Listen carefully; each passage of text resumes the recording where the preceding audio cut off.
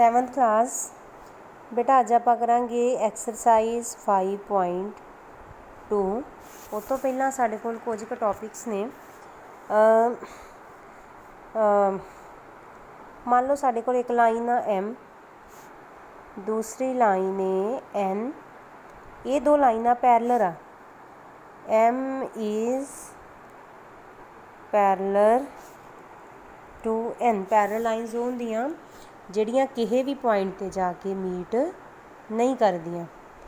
इत्थे मैं एक लाइन लै ली बेटा L which is transversal line and line L is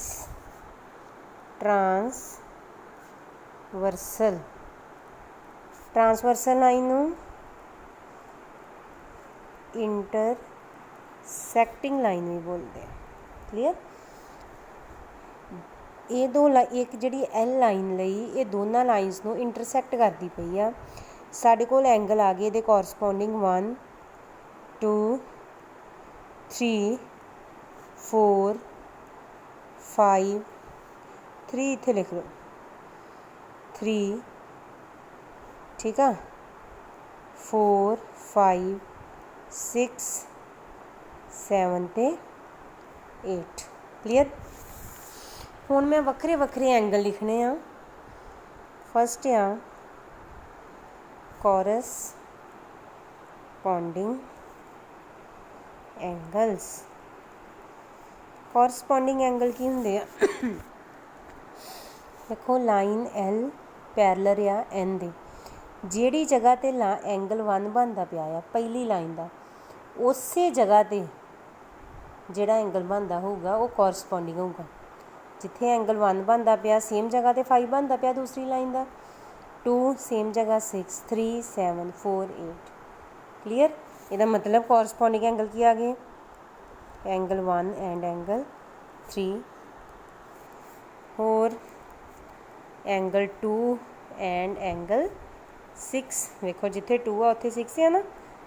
third angle 3 and angle 7 fourth आ गया बेटा एंगल 4 एंड एंगल 8 क्लियर जी। ये तो बाद में आ गया second alternate interior angles. Alternate interior angles की होंदे आ। इंटीरियर का मतलब अंदर दो पैरलल लाइनस आ इन्हां दे अंदर किहड़े एंगल आ 3 4 5 6 अंदर बाहर आ ना। ऑल्टरनेट का मतलब हुंदा आ मान लो जिवें रोल नंबर मैं कहां क्लास विच कि बेटा अल्टरनेट रोल नंबर वाइज बै जाओ एक छड्ड के 1 3 5 7 एक छड्डी जाना 3 4 छड्डता 6 ऑल्टरनेट की आ गए फिर 3 एंड 6 4 एंड 5 क्लियर। एंगल की आ गया एंगल 3 एंड एंगल 6 सेकंड की आ गया बच्चा party angle 4 and angle 5 third one आ गया जी alternate exterior angles. Alternate exterior angles exterior का मतलब बाहर 1 2 7 8 ये बार बार है ना। ऑल्टरनेट की 1 2 छड्ड दो 1 8 दे इक्वल तो 2 7 की आऊगा फिर एंगल 1 एंड एंगल 8 तो सेकंड की आ गया बेटा एंगल 2 एंड एंगल 7 फोर्थ आ गया एडजेसेंट एंगल्स।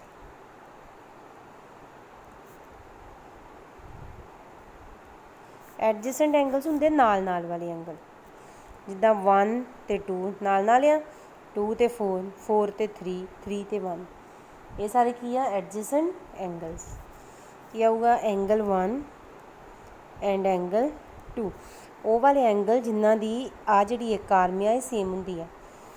दूजा की आ गया बेटा angle 2 and angle 4 third one आ गया एंगल 4 एंड एंगल 3।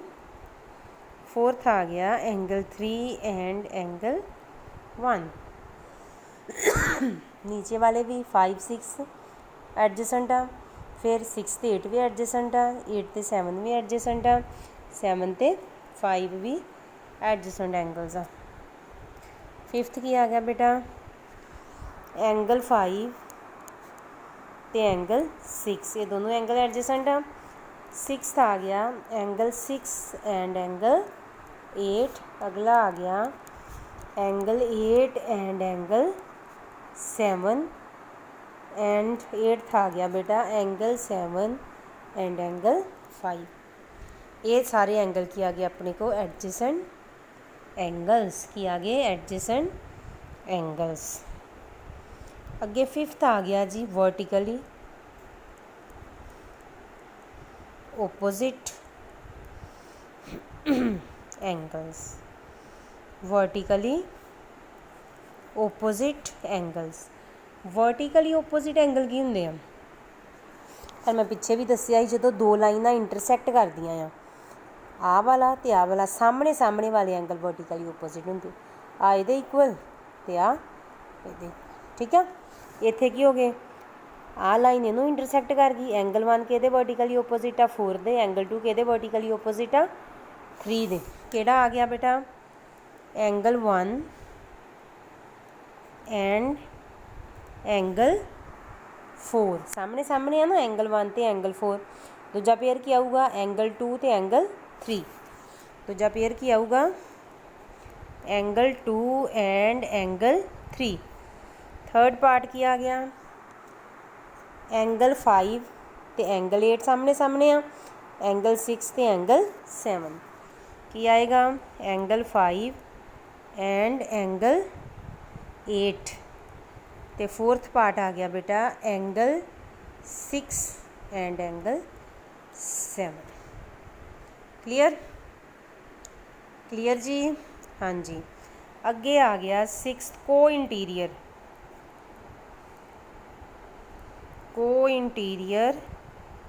एंगल्स। को इंटीरियर की होंगे हैं इंटीरियर अंदर वाले 4 एंगल। को इंटीरियर नाल नाल 3 एंड 4। को मतलब लागे लागे 4 ते 6, 6 ते 5, 5 ते 3 की आऊगा एंगल 3 एंड एंगल 4। सेकंड की आऊगा एंगल 4 ते एंगल 4 ते एंगल 6। अगला एंगल 6 ते angle 5। Third one is angle 6 ते एंगल 5। फोर्थ वन की आया एंगल 7 ते एंगल नहीं सॉरी एंगल 5 ते एंगल 3। एंगल 5 ते एंगल 3। क्लीयर सारिਆਂ ਨੂੰ, ठीक है। अगे साढ़े को आ गया linear pair. Linear pair linear pair की हुंदा आ लीनियर पेयर हुंदा बेटा जदों कोई एक लाइन स्ट्रेट लाइन ये ते कोई भी दो एंगल बनते हो, दो या दो तो ज़्यादा स्ट्रेट लाइन के उत्ते जिन्ने भी एंगल बनते हैं उन्होंने सारिਆਂ ਦਾ सम कितना ਹੁੰਦਾ ਆ 180 डिग्री। उन्होंने सारिਆਂ ਦਾ सम कितना ਹੁੰਦਾ ਆ। ਹੁਣ ਇੱਥੇ ਵੇਖੋ आ स्ट्रेट लाइन 1 ते 2 ये दोवें लीनियर पेयर आ 1 + 2 = 180 डिग्री। 2 + 4 भी 180 डिग्री सीधी लाइन ते बनता पाया ना। 4 + 3 भी 180 डिग्री। 3 + 1 भी 180 डिग्री। की लिखोगे एंगल 1 + एंगल 2 180 डिग्री। मैं फार्मूला ही लिखाता है एंगल 2 ते एंगल 4 ये भी किया एंगल 2 ते एंगल 4 एक ही लाइन ते बनता पाया ना। थर्ड वन एंगल 4 ते एंगल 3 ये भी किया 180 डिग्री। ते एंगल 3 ते एंगल 1 ये भी किया बेटा 180 डिग्री। नीचे 5 + 6 6 + 8, ठीक है, ये सारे की आ 180 डिग्री। फिफ्थ एंगल 5 + एंगल 6 कि इक्वल आ गया 180 degree. Sixth part angle 6 + angle 8, ये भी कि इक्वल आ गया 180 डिग्री। एंगल 8 तो एंगल 7, ये भी कि इक्वल आ गया 180 डिग्री। एंगल 7 तो एंगल 5, ये भी कि इक्वल आ गया 180 डिग्री। क्लीयर। ये तुहाडी इंट्रोडक्शन आ, ये तुसीं अपने आप चैप्टर शुरू करन तो पहला डायग्राम बना के ते सेम सम आ सारा कुछ याद करना आ, मतलब समझ के लिखना आ। ये वाले तुहानूं पता होणगे एंगल्स ते तुसीं सम कर सकते जी। क्लीयर। अगे वेखो क्वेश्चन नंबर फर्स्ट। इन दी फिगर क्वेश्चन आइडेंटिफाई कहता दसो किहड़े कॉरसपोंडिंग एंगल आ, किहड़े अल्टरनेट इंटीरियर आ, एक्सटीरियर आ। वेखो 3 ते 6 आ डायग्राम आ। एंगल 3 ते एंगल 6, बेटा किहड़े एंगल आ, किहड़े एंगल आ। एंगल 3 ते एंगल 6 किहड़े एंगल आ, अल्टरनेट इंटीरियर एंगल्स। किहड़े एंगल आ बेटा, अल्टरनेट इंटीरियर एंगल्स। ठीक है। Part 2 angle 3 and angle 7। Angle 3 ते एंगल 7 किहड़े एंगल आ, कॉरसपोंडिंग एंगल्स। कराया ना उन्हें, ये दोनों किहड़े एंगल आ बेटा, corresponding angles. Some the diagram same ही आ। एंगल 2 एंड एंगल 4, बोलो 2 ते 4 किहड़े आ, लीनियर पेयर भी कह सकते हैं तो एडजेसेंट एंगल भी कह सकते। ठीक है। ये की आया एडजेसेंट एंगल्स। अगे 2 एंड 7, बेटा 2 ते 7 किहड़े आ गए, अल्टरनेट एक्सटीरियर एंगल्स। किहड़े आ गए अपने कोल, अल्टरनेट एक्सटीरियर एंगल्स। अगे 1 एंड 8, 1 एंड 8 किहड़े आ गए, 1 एंड 8 ये भी की आ गए बेटा, अल्टरनेट किहड़े आ गए, alternate exterior angles. Sixth part 4 and 6, बोलो एंगल 4 एंड एंगल 6 किहड़े एंगल आ गए, बोलो को इंटीरियर एंगल्स। किहड़े एंगल आ गए, को इंटीरियर एंगल्स। 1 एंड 5,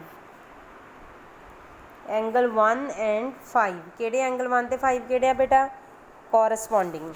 किहड़े एंगल आ, कॉरसपोंडिंग एंगल्स। 8 1 एंड 4, 1 ते 4 किहड़े आ, वर्टिकली ओपोजिट एंगल्स। किहड़े आ गए बेटा, वर्टिकली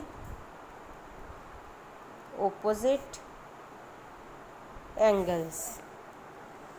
5 एंड 7, बोलो 5 ते 7 लीनियर पेयर आ गया तो एडजेसेंट भी आ गया। ये किहड़े होणगे, जां ते एडजेसेंट एंगल्स और इन्हां नूं लीनियर पेयर भी बोलांगे। ठीक है जी, समझाई। ये तुसीं सम तां ही कर सकते हैं जेकर तुहानूं आ इंट्रोडक्शन वाले जिहड़े एंगल्स आ वो सारे आउंदे आ। ठीक है जी, क्लीयर सारिਆਂ ਨੂੰ। डायग्राम मैं आपे पहला बना चुकी हाँ। ਇਹੋ ਤੁਹਾਡੇ क्वेश्चन की स्टेटमेंट आ, ये ਤੁਹਾਡੇ फर्स्ट क्वेश्चन के आंसरस आ। ठीक है, हाँ जी, ठीक है, चलो।